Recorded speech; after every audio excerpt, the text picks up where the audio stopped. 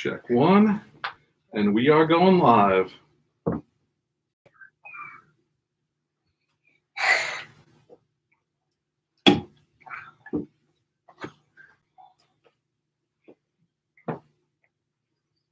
Hey, boys and girls, we are live. We are back. It's my Thai happy hour. I got Gabe over here. Come on, slide on over.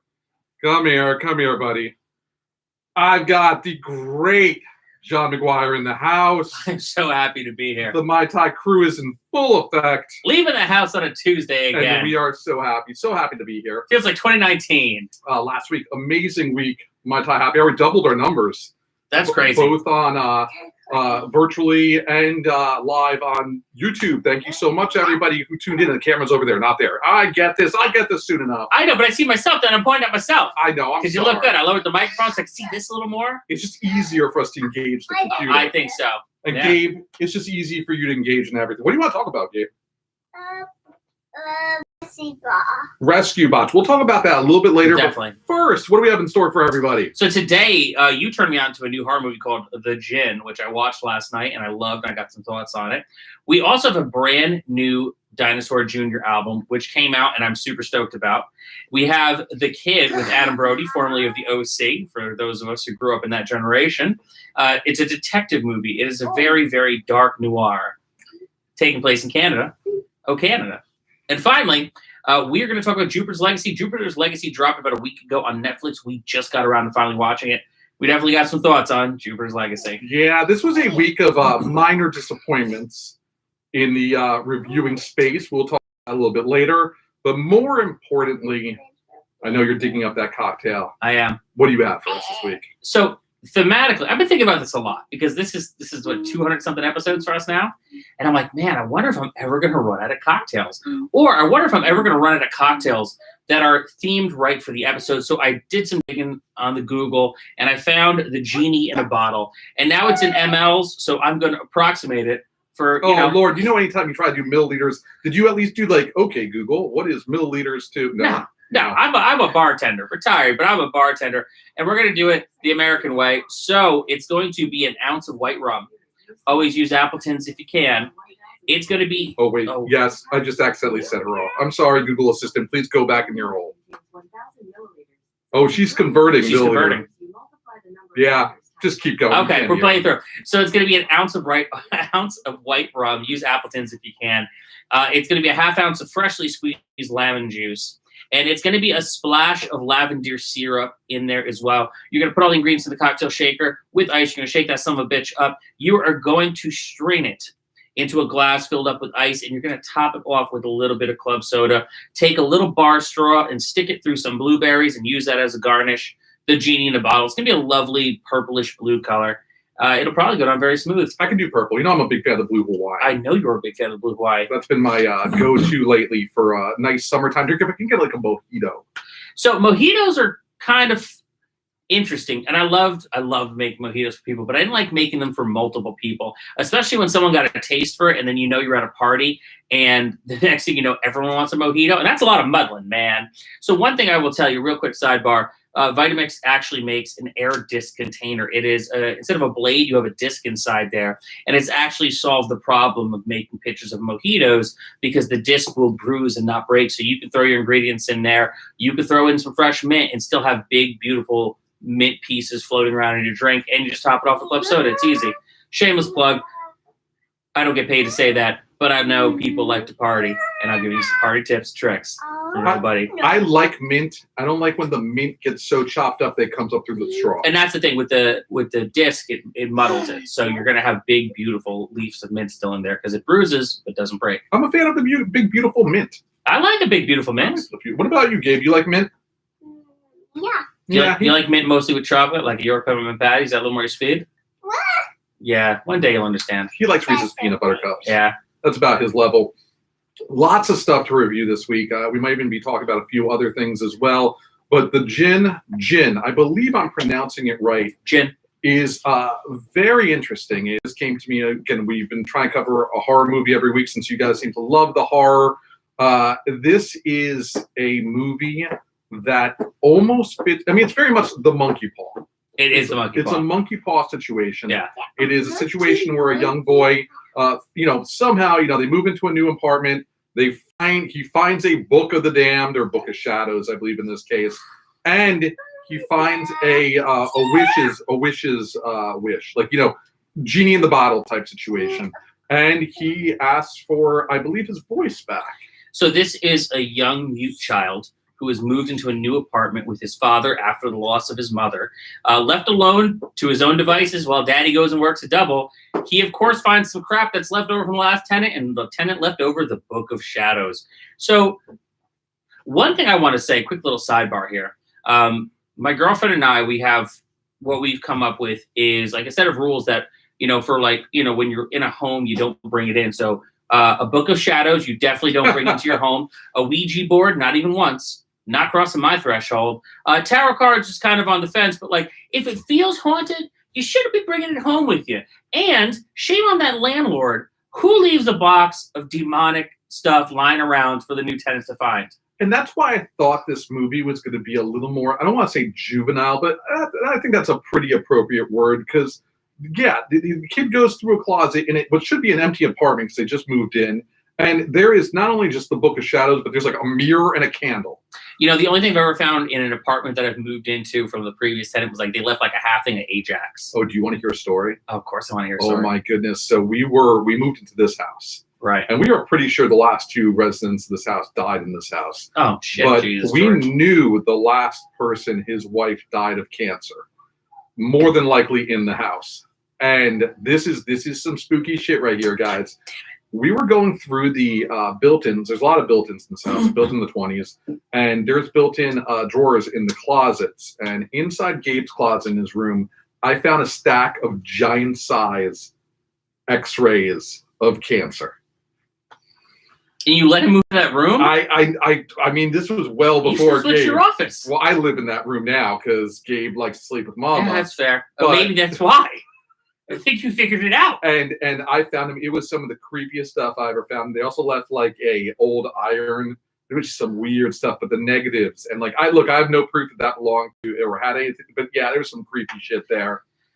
Yeah. Anyway, I get it. I do love haunted house stories, but again, because some of this stuff was very obvious from the beginning, I thought this was going to be more of a fairy tale type thing. And this movie. Look, they got great ideas. I felt like the director had some great ideas, which is, there's a lot of torment here. Something happened to the child's mother. They're slowly revealing what happens to the child's mother. They're playing out a very Babadook type monster. Duke. Except I feel like they didn't hit the landing like the Babadook did. See, I disagree. So this was written and directed by David Chabonnier. And yes, next week I will have an iPad, folks. I'm not just I'm texting someone midstream.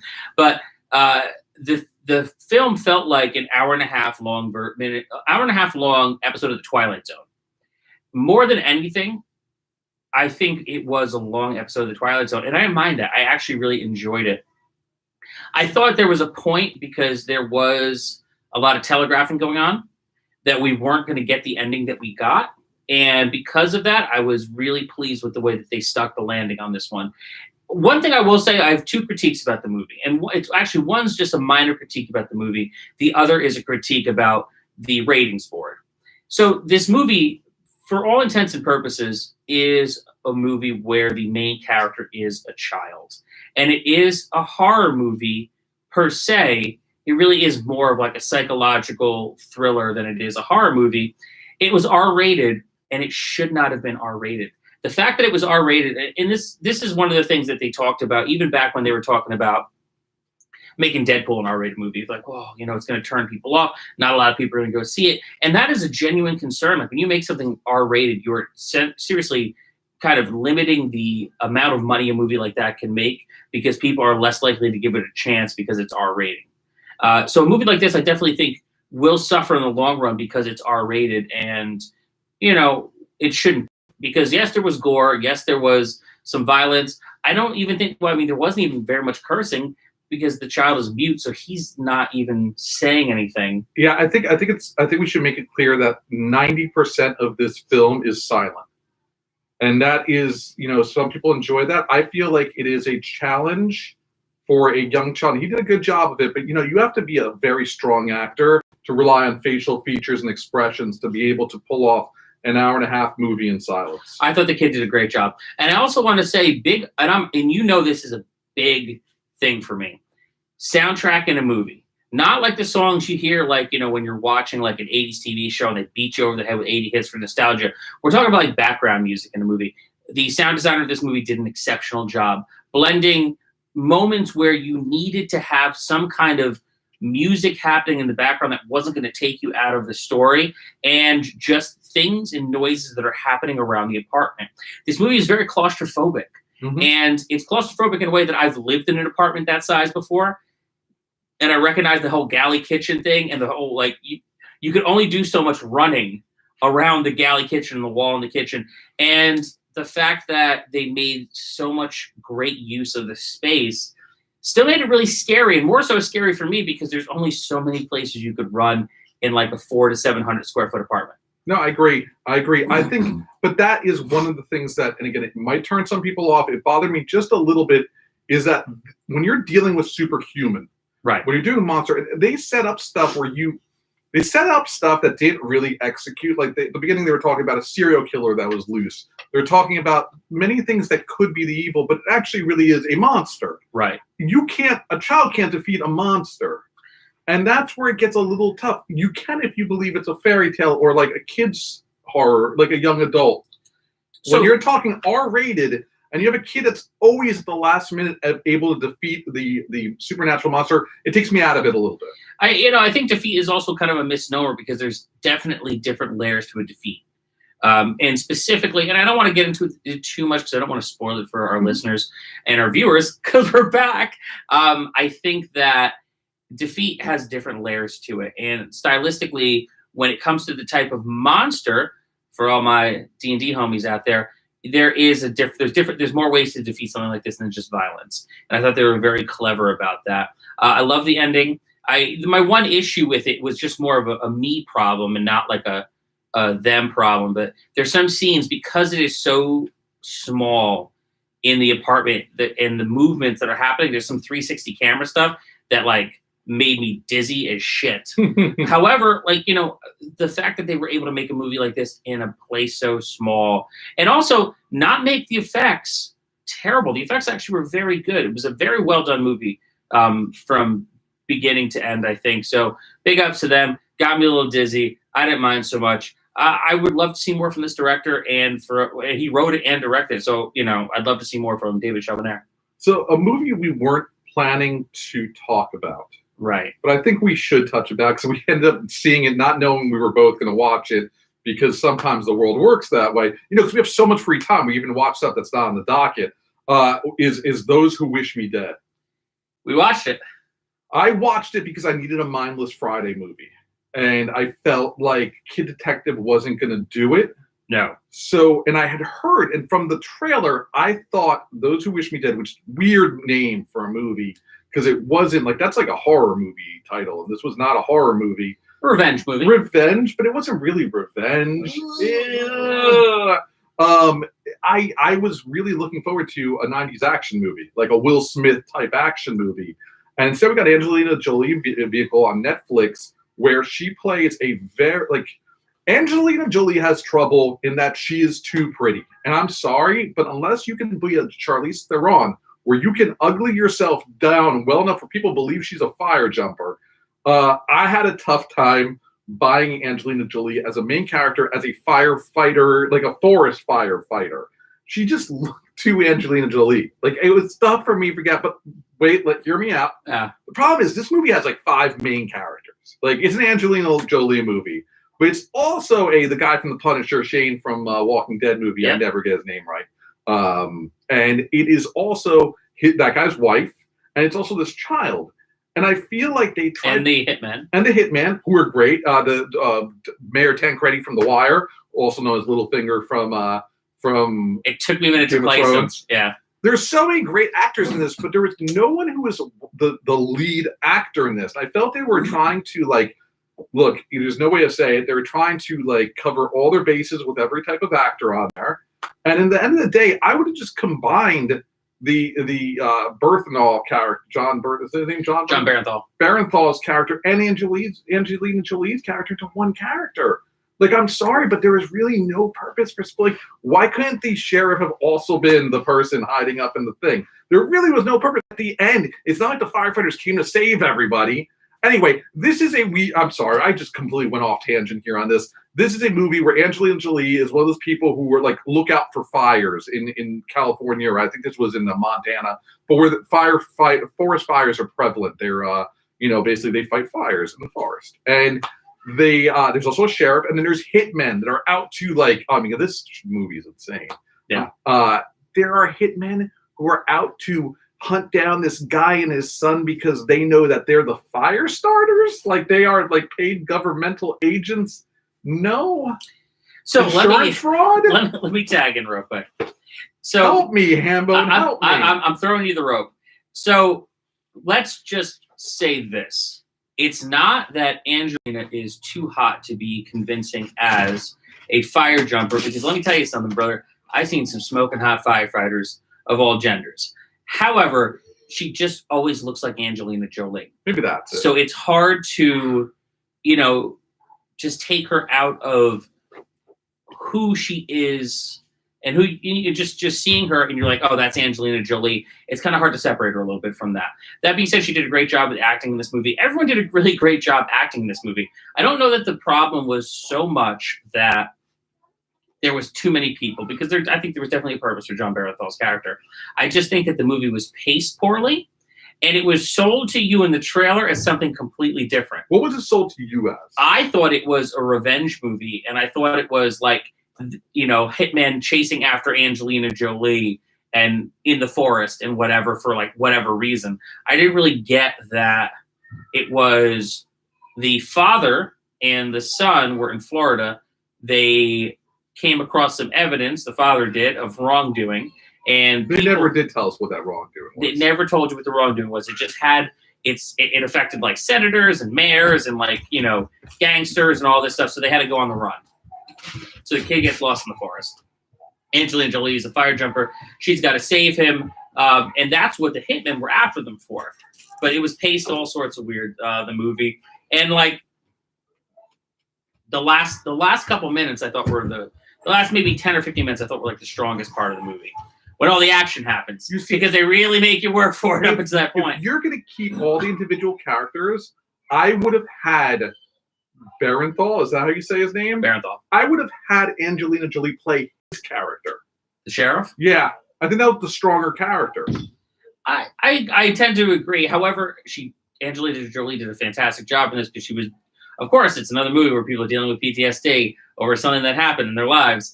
So I think she did a really good job with that. And, I like the fact that they did not make her like an ultra badass. Because in the end of the movie, she's got to do some stuff, but she's doing stuff that, you look at it as the standpoint of, a mother having to step up when, something's going crazy for their kids and, doing, super heroic kind of shit, but still not doing karate. So how about we go this route? We could have made Barenthal the Angelina Jolie character. We could have not had Angelina Jolie, but had Barenthal's wife be the sheriff. See, Barenthal's wife, I thot was the star of the movie. She was, but she could have had a real role instead of just being I felt like I just felt like they had these characters in there to have these characters, and they could have been combined into two awesome people.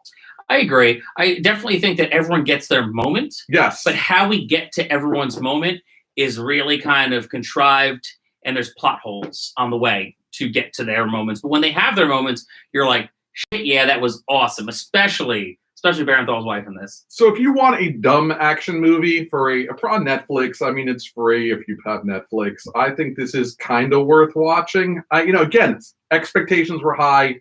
Maybe I should have lowered them a little bit, but it was fine for what it was. I mean, remember, there is a certain degree of things that are hitting different streaming outlets because these streaming outlets are bidding for them and taking them out of theaters because theaters weren't really happening until recently. And then there's stuff that are hitting these things that are dodging the bullet of not making money in theaters for a reason. So, buyer beware. It happened. You're going to stumble across some stuff that's like a hidden gem that you're like, wow, I never would have saw this if it was in the theaters. And then you're going to stumble across some stuff that you're like, oh, that should not have been in theaters. So that's a bonus review, largely because I'm pretty sure Jupiter's Uprising is going to be a 5-minute review. If that. It was Uprising or Legacy? Legacy. Jupiter's Legacy. I can't wait to tell you what kind of hot garbage that was. Such hot garbage. Well, let's talk about something that wasn't hot garbage before we get there. Let's start with the new Dinosaur Jr. Yeah. record. So you surprised me. I didn't know Dinosaur Jr. was releasing a new album. Neither did I. I didn't know they were active. The last time I saw Dinosaur Jr., I believe, was in 2015, doing their first album at the Bowery Ballroom with a million special guests. They had like Frank Black. They had all these famous people come in. Yeah. We may have reviewed it on this show, but I saw them for the first time in 1997. I actually asked Allison out on a date to go with me to Tramps to see Dinosaur Jr., and she turned me down. Oh, Tramps. And I ended up going with my friend Rob Fee, and we had a great time. Dinosaur Jr., I've always found to be a little bit of an acquired taste. His voice is different, and it could be misconstrued as whiny.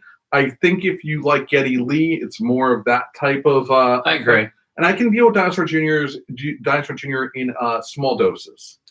Yeah, you know, I loved Dinosaur Jr. when I was younger. And not to say I don't love them now still, but they were the kind of band that, like, after a while, I fell off of them a little bit, you know?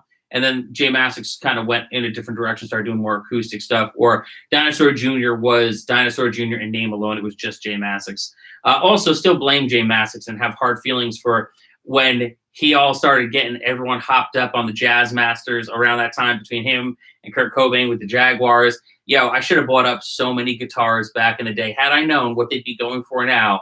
Sidebar, biggest regret, the Dee Ramone P bass, which is over $2,000 now, and it's not even American. No, doesn't matter. Well, sidebar, there was a point when Fender was making Squier guitars and basses in Mexico. They were Squier on the very tip, but they were Fender in logo, making top qualities. Like my bass that I got when I was like 19 was a Mexican Fender made in the factory there. The factory burned down, and at that point they stopped making actually like Fender logo guitars that were considered Squiers, and just switched it all to Squiers in a different factory. So there was a definite like quality drop between like what was a Squier in the 90s and the early 2000s to what it is now. Yeah.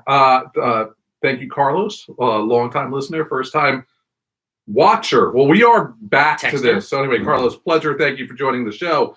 I agree with you on the guitars. I think J Mascis actually has a Fender signature right now. But I like the album. You were talking, I think, about how he fit into the whole era of the grunge, I guess we would call that. Very true. Sidebar to the sidebar to the other sidebar. Squier is actually making fantastic guitars now. When I say Squier, it was talking about like late mid 2000s. We're talking about the era of like the late 90s when everyone wanted to be Kurt Cobain and they were churning out the Chinese crap by the gallon. The good stuff was in the early 90s. But see the Japanese Fenders were also very good at that time too, man. I didn't say Japanese. Japanese had the Iron Maiden. They were doing the Iron Maiden guitars time. They were very good. I'm talking about the only era that was bad was the late 90s, early 2000s when they were just churning them out. Churning them out for like next to nothing. But that's not here nor there. Let's talk about Dinosaur Jr. Let's roll back some sidebars. So many sidebars. We're together again, though. It's nice. The novelty's not wearing off because we can actually do this now because I'm actually looking at you. So yeah, J Mascis, I've always loved it. Everyone loves to hear J Mascis play guitar. I actually don't mind his voice. You know, I don't mind his voice. I would think I was really taken aback, you know, I want to say it was like 1994, 95. I read an interview with him where he was just like, yeah, I just like write lyrics on the spot in the studio. Like, because someone was talking about like, oh, you know, this lyric meant like so much to me or like whatever, you know, the usual stuff that comes up in these interviews. He's like, yeah, I don't really think about lyrics. I just actually like, I write the songs, then I get to the studio and I write them on the spot. And I was like, yo, that makes so much sense. However, you know, lyrically, I still think Dinosaur Jr. is pretty okay. I don't mind his voice very much, but you really want to hear him play guitar. And there was a point when it was just really him and some backing musicians. So, you know, I don't even know what time is anymore, but like maybe 7 years back, he got back together with Lou Barlow and Murph, and Dinosaur Jr. is back to being Dinosaur Jr. like legitimately Dinosaur Jr. And so this album is called Kick It Into Space. Weird name. It's a Dinosaur Jr. welcome. Sweep It Into Space, even worse. I'm sorry, my phone locked up. Sweep It Into Space. And it sounds like a Dinosaur Jr. album. And it sounds like a Dinosaur Jr. album recorded without like punches and digital altering. It sounds like a band actually in a room playing together, but mixed a little bit better. And I was really pleased with it. I was really pleased with it on first listen because, my favorite era of Dinosaur Jr. was Green Mind, Whatever's Cool With Me. And this really does harken back to that time. And like, if you told me that this was the album that came out like right after Green Mind, I'd 100% believe you. So I don't want to say it sounds dated. I want to say it sounds like a place in time that I wish I could get back to. Yeah, I mean, that was when music was raw, and music was exciting. And I feel like they carried a lot of the torch that Mudhoney also has been carrying, beyond just fuzz and super fuzz. I feel like the Pixies, if the Pixies were to release a good album, I feel like that is the torch that like those bands created. And I get excited every time I hear that Dinosaur Jr. still exists. That makes me very happy because, bands like that, you just don't know how much longer they're going to stick around for. And, I hope, we talk about people, if you get a chance to see bands again, that's one I definitely would like to see. With earplugs. With earplugs. Have you seen them live before? Oh, years ago. I mean, it was a festival, but I wasn't really paying attention to it because I was in the middle of doing other things. But listen, wherever you were, you heard them because they were so fucking loud. The only band I've struggled with listening to, and understanding which song I'm hearing is the Misfits. Every version of the Misfits. Yeah. I've always struggled with like, okay, what song are they playing now? Because it is a wall of noise played as loud as they can. I always thought it was a situation because I saw the Misfits with Graves. Stone Pony, 1996. Oh no, I saw them at this roller skating rink in Lodi. Oh Jesus. Yeah, it was like they did shows there. So the Misfits played. I think it was the Misfits and Mr. Monster, but it was with Graves, and they only played like 4 old Misfits songs. And you could tell like Graves was not happy to be singing Danzig songs at that time. But it was like a wall of like, what the hell is this? And you only really knew what the song was by how the person next to you got it. And like, you're not really listening to the band to know what the song is. You're listening to the person singing along next to you. And they were wrong too, probably. But like, that's the way you heard it. So I'm realizing you are just a really big fan of old SST bands. Yeah, pretty much. It's no joke that my musical taste gave up the ghost in 2003. And that's being generous, some would say. However, that's what I grew up on, man. I grew up on, old SST and Sub Pop bands and, Twin Tone and all that shit. Like, that was, I was listening to it on the way here. Like, I was listening to my Husker Du with the windows down as I drove because it was a beautiful night. Like, you find something, I think, sometimes, and it just kind of imprints on you. And I don't think I'll ever shake it. I'm 42 years old now. Am I 42? I'm 42. And, I'm still listening to the same bands I did, like, passionately when I was 13. The one thing about Dinosaur Jr., though, is bands like Husker Du and the Replacements, I feel like they had eras. They did. They very much ebb and flowed. Their musical style changed. Other than being a little poppy at times, more poppy at times, Dinosaur Jr. really has not changed much overall, music-wise. I think that J Mascis has changed and done other things, but with Dinosaur Jr., especially when he's gotten the original lineup back together, he just hits unpause. Mm-hmm.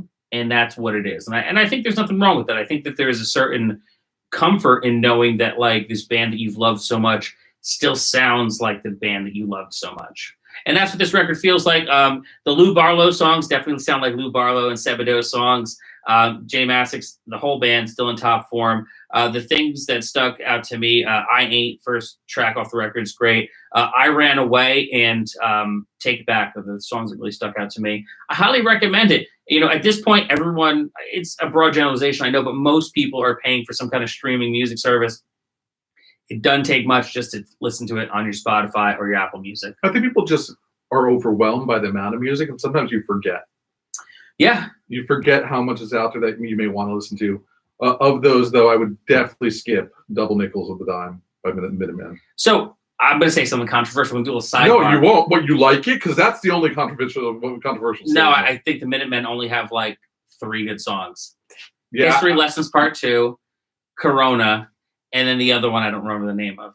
Like the Minutemen, and no disrespect, but the Minutemen are one of those bands that everyone's like, oh my God, it's the Minutemen. But like, you can't really name more than 2-3 songs. And Doubles Nickels on the Dime, you're waiting a long time to hear the good one. Not a fan, never was a fan. I will say, too, that's not shocking. I don't know that many people actually like the Minutemen. I saw the Second Men open up for the Pixies on the reunion tour, and it was basically the Minutemen. Without D. Boone? Yeah. Because D. Boone died. Yeah, still not very good. Yeah. Still not very good.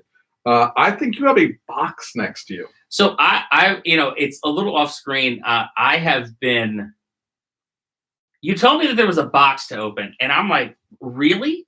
Like, when in the hell did you get a box? Are they even companies even still doing boxes? So one of the last episodes, if not the last episode, we did live before the pandemic. Is this been waiting that whole time? Rick and Morty.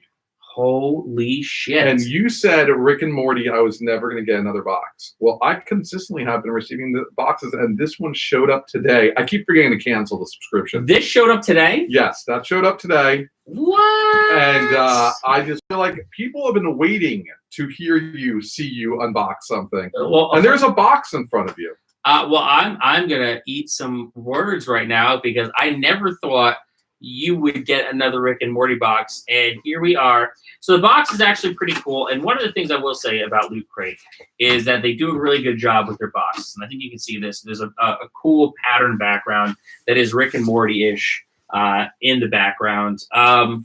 So first things first, you got a little Mr. Poopy Butthole stress release squeezer.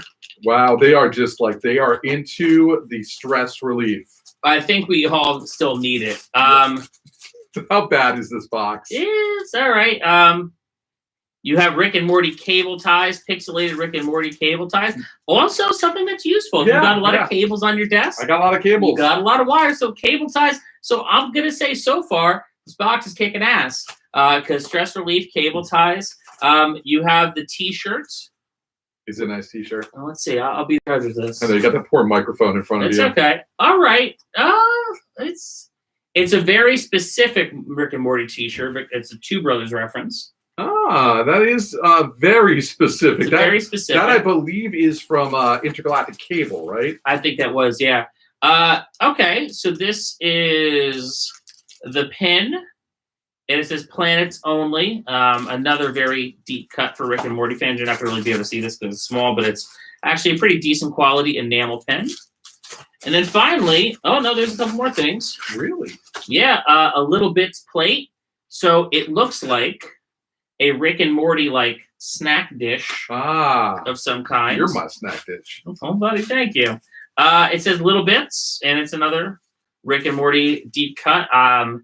This is hideous looking, by the way. It's 6 kinds of nightmare fuel, so I don't know.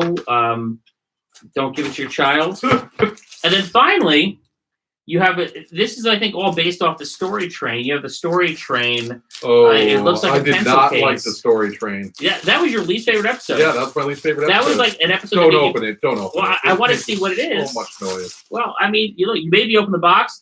Well, we're going to show you what's in the box. I don't. It's some kind of pouch. Maybe it is a. What's in the box? Nothing. What's in the pouch? It's empty. It's an empty pouch. All this shit except the T-shirts going to Gabe. I made a bunch of noise to open a pouch of nothing. So Loot Crate still exists. They're owned by Kid Robot now. Well, that makes sense. I forgot to cancel this box. So and they have consistently gotten the Rick and Morty one out. I have pretty much all I wear on conference calls for work is Rick and Morty shirts. And most of them are very gaudy, very bloody shirts. I think I've told you that I watch Rick and Morty with Gabe. I know you do. I'm a terrible father, people. Absolutely terrible father. He loves Rick and Morty. Even more so, he loves Solar Opposites. And he just runs around the house going, Poopa, Poopa, where's the Poopa? Yeah, it is bad. I'm a terrible dad. This is how I raised my child. Adventure Time and Rick and Morty. See, the one, pretty good. The other, I don't know. yeah, bad dad. But that's where we're at. So I just want to let you know, we didn't need to open a box, but I felt like that was the last thing you opened. Yeah. And now you're actually opening another one. So it's been a hell of a year. And almost a year and a half to the day I opened a box on this show. Crazy. I can't believe we're doing this. What else are we talking about? So we're talking about... I recommend the Dinosaur Jr. Yeah, totally. The kid. The kid detective.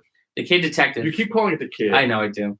And I want to know something, because I didn't do research into the background on this. This isn't based off of anything, right? This isn't like old movies. Not that I know of. No, this is strictly just a standalone movie. It's just, I was just curious. This is Adam Brody from OC fame. He was always my Seth from the OC. I always wonder what happened to those people. He's done stuff since, but no. I'll always be Seth to me. Yeah, it's Adrian Brody. His brother was the one who ended up doing things. The piano. That's his actual brother? Yeah. Are you joshing me? Is that real? I'm pretty sure it is. We're going with it. It feels all right. But he stars as a former. I mean, this is what I love. I do love the setup for this movie, which is he plays a former kid detective. He's one of those, those kids that are them. There's always one at every school. Ours was Rob Bertrand in our school. He was a year younger than us, and he had his own security firm. Shut up. Yeah, swear to God. He had his own security company, RBE, I believe, security, and he installed security systems in the corporations. And this kid was like a sophomore, junior in high school. So everyone's had one of those. I don't know if you have them in your school. Please put it in the comments. Love to know who it was in your school. Ours was Rob Bertrand. He was a friend of ours. He also gave us access to the First Presbyterian Church in West Orange, where we started putting out punk shows way back in the day. But he had his own security company. In this case, Adam Brody plays a person who at one time was a child detective. He was a child PI. He helped solve crimes for other kids and for eventually the town. He was like an Encyclopedia Brown type character. Yep. Beloved by the town. He was a kid detective. Mayor gives him the key to the town. He gets free ice cream for life at the ice cream parlor. He's living the dream. He's got an office downtown. It's a small town, but he's got an office downtown, and everything is going great until his receptionist, who is the mayor's young teenage daughter, goes missing. And then from there, his life falls apart because he was able to solve all these crimes, but now his best friend's gone. And he also lived his whole life trying to reclaim the glory of his youth. He thinks he's still a private eye. Well, I mean, he is. When you find him in the movie, he is still an active private eye. Not a good one. In the same office that he had when he was a kid. He's got a goth for a receptionist. I'm when the mayor's daughter was this young blonde girl who did the job for soda pop and candy. He's got an actual No, goth. I think it's the same girl. I think that's what the joke was, that the same girl that was his receptionist when he was a kid is now grown up, and she's just like a goth younger girl. Oh no, that was definitely not her. It was definitely, obviously it wasn't her because it was a different actress. Yeah. But I think it was the same name. No, that's the whole movie right there. Yeah, because his friend got kidnapped. And so he never got to solve the mystery, and it's haunted him his entire life. See, I never put that together. Oh yeah, I think you missed a lot. I failed. I failed at this review. So it's a dark detective movie. I've been on painkillers all I know you have. You get a whole pass. You get the full pass on that. So we are taking a sidebar right now. Yeah. And last Thursday I was eating an acai bowl, which I ought to do. I'll eat an acai bowl for lunch. If I'm not feeling like something heavy, I will have an acai bowl. And I bit down on some granola. And I heard a crunch. Granola's hard times for people our age, but it shattered a filling out of a deep molar. And by the next day, I was in such pain. I just wanted to cry. I'd never been in pain that bad. I've been beaten, stabbed, broken teeth, nothing like this pain. Yeah, but that'll happen before you're 40. Yeah. My dentist is on vacation. Just left. There is no such thing as dental urgent care in New Jersey. I went looking. If you go look on the internet, it's all ads for dentists that aren't open on the weekends. And so I found a dental urgent care on a Saturday in Manhattan. I have to drive to Manhattan Go to Manhattan. I'm like in horrible pain. I'm telling the receptionist I need something done. She's like, all the money. I'm like, here's my credit card. I need this fixed. Yeah. And I go in there, and a lovely, lovely dentist. And I got to thank Union Square Dental Emergency Clinic for helping me out. She's like, you have shattered a filling. It's deep. We're got to go in here. I even went to CVS, and I bought. There's an emergency filling repair kit. It's like this little cylinder of putty. You take it, you roll a ball out with your fingers, and you shove it into the hole, and you use like a paste, like kind of like a baby spackle brush. You spackle your tooth, and then it's supposed to dry in 2 hours. I ate the thing out the moment afterwards. It was so bad. And then Allison tried to do it again, and we spackled 3 of the wrong teeth by accident. It was bad. It was bad. So I get to the dentist, and she's like, well, you spackled the wrong teeth.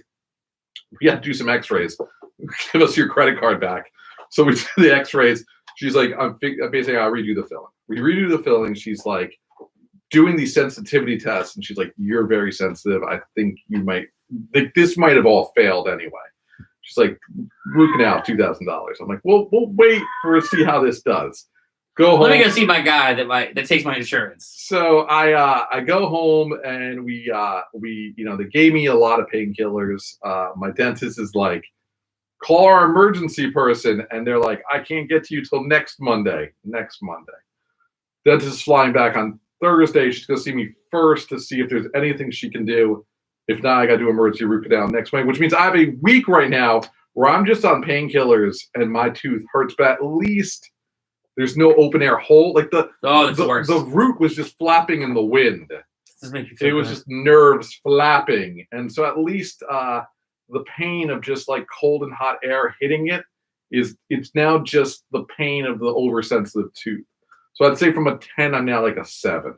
With painkillers, I'm a 5, but I also will miss if the receptionist is kidnapped in The Kid Detective. So this movie deals a lot with pain and loss and holding on to trauma from when you're a child to when you're adult and how that's going to affect you. This is not a funny movie. This is another one where the trailer made it seem like it might have been a little more funny or a little more charming, or like there was any jokes in this movie. But this movie is so dark and so like, and it's great. And don't get me wrong, I loved it. I loved it from start to finish. I loved the ending. I loved the whole thing. It's very dark, and I thought maybe there was going to be a couple more laughs. So much so that when something happens in this movie, there's this one moment where a character has a little revelation, and you laugh out loud because you're waiting for something funny to happen to kind of take the edge off, and it doesn't really come in this movie. I do highly recommend this movie. I don't want to talk too much about it because it's a mystery, and I don't want to spoil things for our listeners, especially when the movie is specifically a mystery. However, George, you were way off. The painkillers definitely made you miss a little bit. Yeah, I was a little bit. I was curious. I was. When I tried to put it all together at the end, I was a little bit like, I'm not quite sure where we're at. I did enjoy it, though. I did find that. Look, one of my favorite like throwback noir movies of all time is the movie Brick. Have you ever seen that? One of my favorite movies ever. I think it wasn't watched as much as I would have liked. I don't think people talk about it as much as they should. I don't know if people watch it. It wasn't a huge hit, but it was a high school noir movie that really was noir. Like, it was true noir. True. Like, everything was like, even the outfits were modern. This was from the early 2000s. 2005. I just wanted to check something real quick. And this is what I'm talking about. What hurt Brick as a movie? It was rated R. With no good goddamn reason for a movie like Brick to have been rated R. I mean, the subject matter, sure, maybe they cursed a little bit more than they should have, but in the end of the day, like, R ratings will hurt movies like Brick and The Kid Detective, where it doesn't really need to be rated R.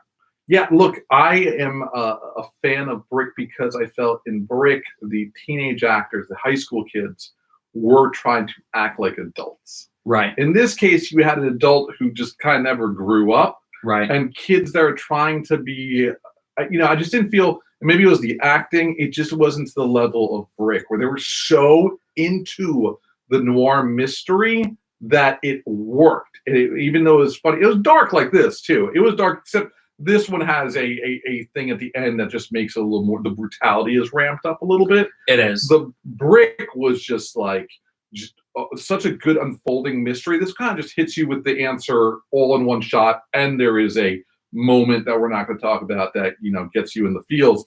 I felt Brick was like a true like unraveling. So Brick made by Rian Johnson, who also did Knives Out. I'm glad Out. you love it. Oh my God. Oh, I didn't know it was by the same person. Oh, yeah. Knives Out. That makes sense. Oh, and Rian Johnson knows how to do a great mystery story. I mean, his work on Star Wars polarizing for a lot of people. I really loved it. However, he does a great job with movies like Brick and like Knives Out. Brick is one of those movies that I want to say it was like 2 years ago. I went upstairs, my friends were watching it, and I was like, fuck, I gotta watch it again. So I went downstairs, and I watched it again. And I was so happy that I did, because not seeing it for, oh my God, I watch it a lot, but it's one of those movies that, like, you go a year or two without seeing it, and you're like, oh, you see a lot of things that you missed on other viewings. Yeah, and it's not, you gotta own it, because it's not very easy to find. No, I own it. It's one of those movies that, like, it's a part of my collection, because it's such a well-done movie. Dude, Joseph Gordon-Levitt, fantastic in the movie Brick. I thought Adam Brody was fantastic in The Kid Detective as well. Two slightly different kinds of noir. There was more moments, I feel like, of levity in a movie like Brick than there was in The Kid Detective, because there are none. Mm-hmm. However, if you do like a noir movie, I really recommend The Kid Detective. I think it's going to be sold to you a little different in the trailers, but it's going to deliver on game day. And if you've never seen Brick, please do yourself a favor and see Brick. I mean, when the lady, the person who's propositioning Gordon-Levitt to take on a case comes in, and she's just carrying herself, even though she's a teenage girl, carrying herself like, she was in, it's like the 1940s. So here's what I will say. Definitely watch The Kid Detective, but if you're going to watch Brick, watch The Kid Detective first. Yeah, I'll say that. That's your watching order. And I think Brick is the pinnacle of modern day noir, throwback noir. And I think there's other things that have tried to do that. I mean, if you love the video game LA Noire, you should definitely watch both of these. Absolutely. It's definitely a style, and it's very hard to do today without being too silly. It's a thing where it comes off as parody very easily. Yeah. If you look at Into the Spider-Verse, right, where you have Spider-Man Noir popping up, and you're just like, every beat that he's hitting is funny because it's played up as a joke. So it's the genre that is easy to kind of blur that line and cross that line into the fact where, like, you can't take the character seriously anymore. No, I agree. I did enjoy The Kid Detective. I clearly have to watch it again now because I feel like an idiot. Thank you, John. Do you want me to tell you afterwards, after we hang up, like what it was?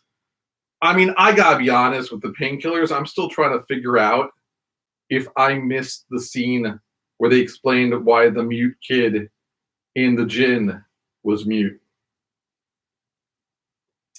They kind of explained it without explaining it. Yeah, that threw me too. I was trying to figure that out, and I couldn't quite do it. It's been a tough week of watching things.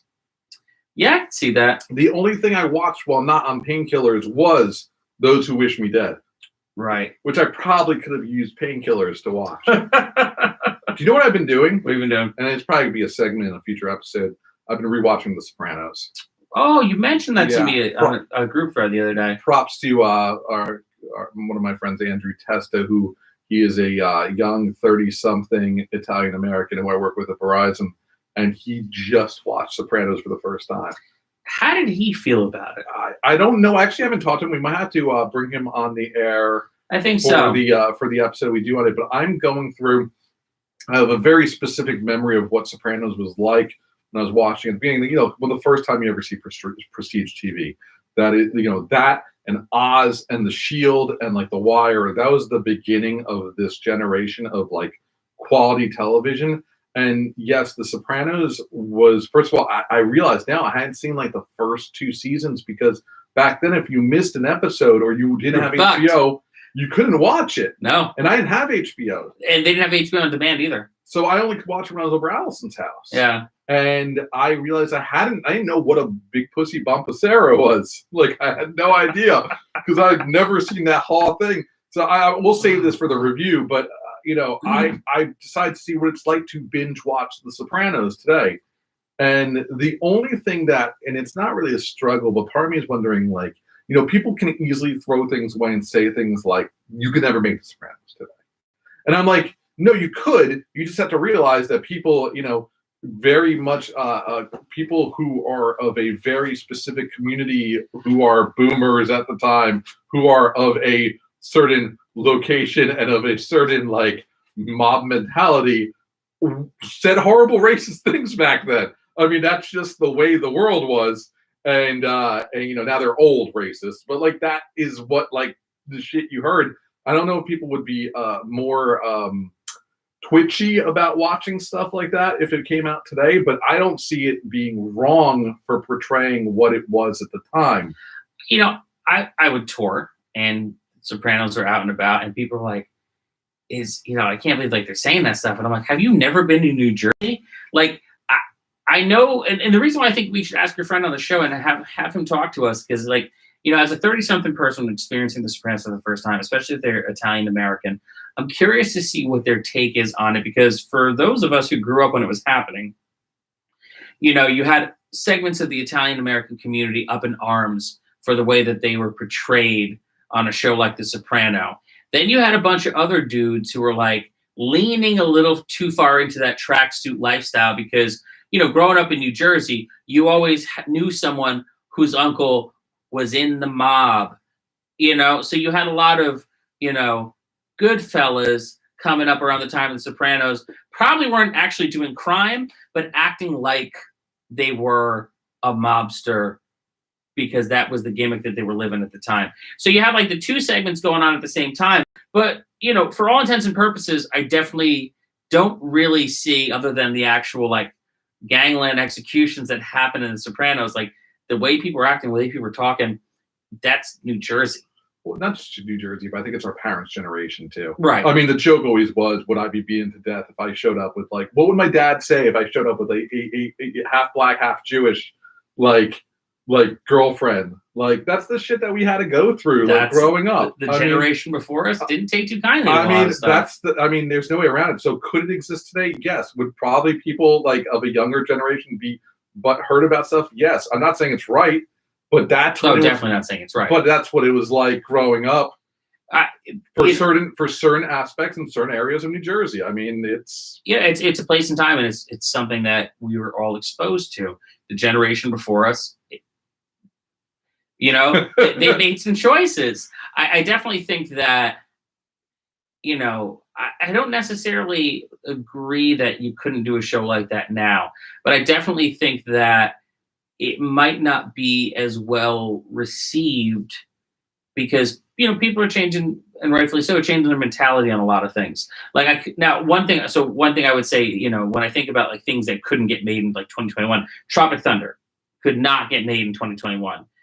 The Sopranos. Well, because Tropic Thunder was clearly using that as a humor device, right? Whereas Sopranos was built on stories that I'm sure the people who wrote it grew up in similar environments. And like that's nothing on The Sopranos is shocking to me. No, because that's the world I grew up in.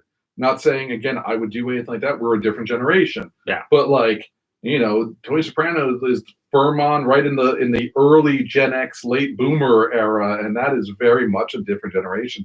But that's the biggest thing that's a little bit shocking is just like you just will not. The language you hear on there is crazy, but the acting's incredible. Yeah. And the problem is like as I go later in the season, I can't believe I'm doing this as a segment now, but as we get later into the seasons, when he gets a little bored of the tropes, like it feels like is David Chase? I think it's David Chase. David Chase. He feels like he doesn't want this just to be another generic mob show. And he starts going a little artsy fartsy. And when he goes too much into the fartsy, I feel like it goes a little bit off the rails. Yeah, it gets meta. But it's very what it does. Season 5, which I'm watching right now, is super meta. And I've been going back and forth with Allison. She's been watching me watch it. And like, the first episode opens up. Like, the thing with that show is every season they kill off the previous season's like main people, and then they bring out of nowhere there's a new cast of mobsters in the next season. And I'm like, what the hell? It's like, okay, the mobsters of the season. By the fifth one, there's a scene where all of a sudden all these mobsters come out of jail, and then it's like, Tony Soprano's introducing his son to, this is your Uncle Vito, and this is your uncle this, and your cousin that. And AJ's like, who the hell are these people? I've never heard them before. I've never seen them before. They're not related by blood. And I think the joke is like, it's really just, again, another cast of characters. It is a weird show. It is actually works binged. I'm actually enjoying it. We'll see where we are when I'm in the last season. So, a little sidebar here to of our many sidebars of the night. I think that as a show, they could have, and this is most shows. I'm feeling this more and more as I get older and I watch more TV and I consume more media for our show. I think that most shows would be at their best if they killed it at 5 seasons. I think you could tell every story that you really need to tell and have it pay off in a very satisfactory way for your audience and not get to the point where people get too bored. Now, granted, I love Supernatural. However, Supernatural over 15 seasons is 3 completely different shows. 5 seasons is where it's at. My other thought is, like, I think back to The Sopranos, and, again, it's time lived for us in New Jersey and experiencing an older generation talking and acting like that. However, I think as I watch Fargo, the TV show Fargo, and how well they do a cast like that in one season and get the whole story across, I kind of think to myself, speaking of the guys coming out of prison, they kill off the old characters. I wonder how Sopranos would have worked if it was imagined as more of a Fargo type show where maybe they had a character running through, but each season really was this mob, this mob family and this mob family doing that, which, again, The Sopranos definitely needed multiple seasons to stretch it out. And the problem with Sopranos is but the problem with Sopranos, it's literally, you're just talking about a family in a period of time. Yeah. And what they're going through. And I think if you look at it that route instead of a mob show, it makes a little more sense. Even the ending, the beginning, you came into them out of nowhere, you leave out of nowhere. Yeah. And I think that's where it works. Last season of Fargo, incredible. The one thing I think that would be different if they made Sopranos today, I think they could even still keep the overt racism, homophobia, because that is what the generation was like.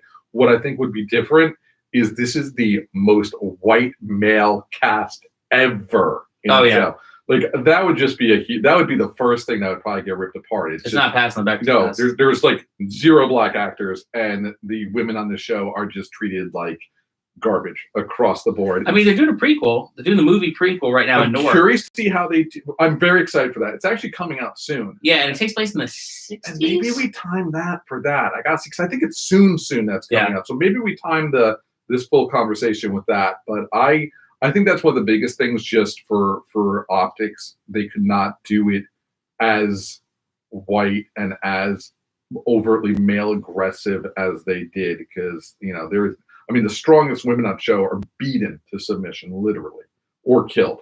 I'm not rewatching that. That's a little bit rough. But we can skip that because there is something worse than that. You know what I'm going to? I'm going to Jupiter's Legacy. Ooh. Jupiter's Legacy is horrible. Like, I don't understand. Jupiter's Legacy is a superhero show on Netflix. The number one thing on Netflix this week. It's consistently the number one thing on Netflix. I don't know. Is it based on an existing property? So it is. Mark Millar wrote the story a bunch of years back. I checked out of the comic. I started reading the comic, and I enjoy Mark Millar. I enjoy his writing. He does the same thing that like Garth Ennis does and other writers that came up in that era, where they get like a little too creepy sexual in some of these stories. Specifically, I think back to Wanted. We saw them, we all experienced, if you've watched it, the movie Wanted with Angelina Jolie and then that other guy.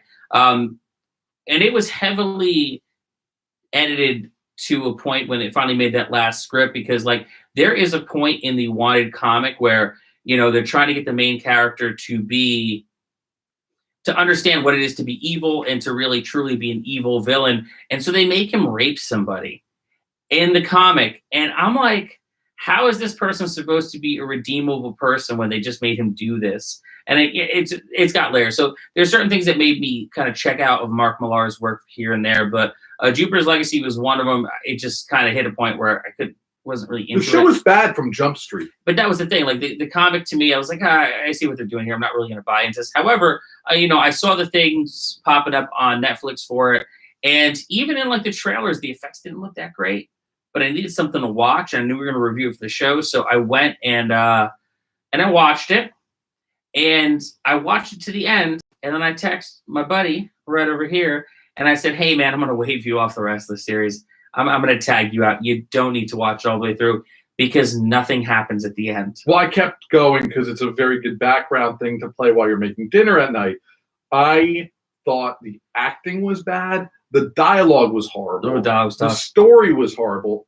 What killed it, what literally was the like nail hammer in the coffin, was that it came on the heels of Invincible. Yet while that's a cartoon, it's still very much a similar premise of like older superheroes, younger superheroes, children superheroes, having to train them to be superheroes. A little less on the ultra-violent good superhero. I mean, it was not the same twist on the evil Superman, but it was so bad. Like, it was so bad. There's a scene in the very first episode where, like, the superheroes are getting the shit beat out of them by this super bad guy, this like super alien bad guy. And the son, who just recently realized how to be a superhero, barely knows what he's doing. He is seeing them getting slaughtered. Literally, some of them are dying. And he overexerts his power and crushes the bad guy's skull in. And everyone looked at him like he was a horrible person. And I'm like, dude, you're in war. You're at war? And you are seeing your friends getting killed. You fight to save yourself and you save others. I understand that killing is wrong. I understand superheroes sometimes have a code, but I don't feel like he killed him on purpose. He killed him on purpose. I just thought he just didn't have control of his powers being a young super. And just like the loathing from his dad for like accidentally killing, like, I was like, get the fuck out of here. Not in this era, not in this day and age of Invincibles and boys and just, even like Dark Knight stuff. Like, you just don't. That was just such a bad flex. It bothered me. So the concept on paper, I understand. Because what it is I forgot even the dude's name, the big Josh Duhamel plays the main character. He's a super guy, who's essentially their version of Superman. And it essentially is a riff on the concept that Superman doesn't kill, and Superman's ideals are based off of the way things were pre the modern age, which is, we never kill and all this other stuff. So as a concept, I understand where they're trying to riff on and where they're going to try to go with it. In execution, it's just, another family of dysfunctional superheroes, struggling with the modern era and old ideas of what it is to be superheroes. And like, I could just see the shades starting to go down. And I got through maybe the first 3 episodes over the weekend. I was like, all right, I kind of want to see where this goes because it's got to go somewhere. And it doesn't. And like, from the very beginning, you kind of know who the bad guy is. And at the end, you're like, that's it. Because like they try to build it up as if it's like some kind of Game of Thrones family tomfuckery where like someone's going to betray somebody and someone's going to be like, in the end they have that last shot where like, Heavy is the head that wears the crown and, the guy behind him is going to like stab him in the back. But like that, nothing really happens. And one thing I will say to the credit of the people who make the show is that they did a really great job of ending every episode on a cliffhanger to kind of make you be like, oh, man, I guess I got to keep going. Except in the last episode, where it is most important to end on a cliffhanger to get people excited about season 2. They didn't do it. Good thing, because they ain't greenlight it yet. Yeah, I don't know. I mean, it's number 1, but like, I think season 2 is going to be. I mean, I'm not going to watch season 2. No, I don't need to watch it. We watch it. Look, we try to watch superhero stuff. We know you guys like superhero stuff. This is a pass. Just watch Invincible again. I mean, just watch Invincible again. Yeah, I mean, seriously, that was really, or The Boys. Watch The Boys again. Because The Boys is tough to watch, but it does a good job making you care even about the shittiest characters. I'm going to say, you mentioned that how could this come on the heels of Invincible? I mean, it does. It does suffer happening like a week after Invincible, like the season finale ended. But I think The Boys is a better comparison to it because The Boys really does, give you a better look at what it is like to be a soup and all that other bullshit. I know it seems like apples and oranges, but like you have two much better examples very recently to go with versus Jupiter's Legacy. I was looking more at Invincible because there's like the father figure, super with the son, super, and it was just so bad. Hard pass. Don't watch it. There's plenty of other stuff we talked about today that you can watch. Coming up, I mean, we got Adventure Time. Finally going to have the episode with Finn and Jake. Excited about that. Conjuring down the line. Lacey's story we got coming up in a couple of weeks. I mean, there is a lot of good stuff coming. I'm going to say, if they kill Jake, I'm going to be inconsolable. It's going to be a rough week next week. Rough week. Stay tuned. Stay tuned. Just Chris Bueller chimed in and said that the prequel to Sopranos is coming in September, and it's based around the Newark riots, which should be interesting.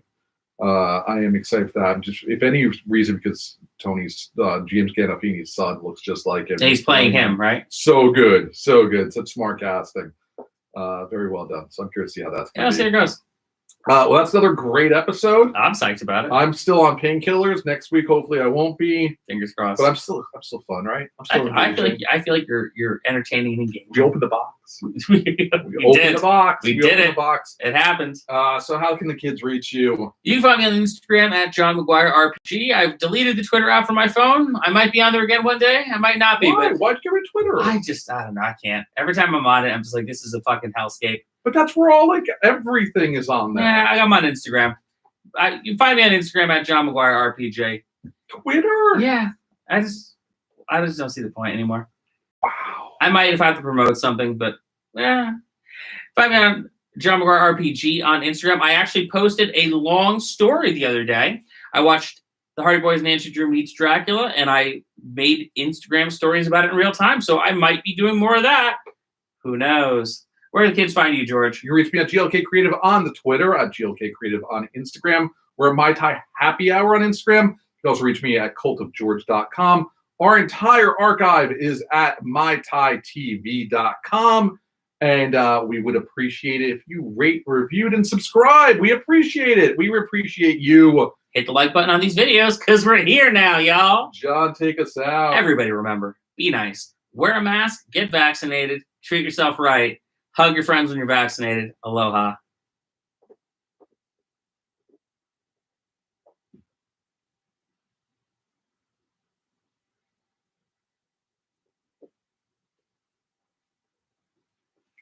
Awesome.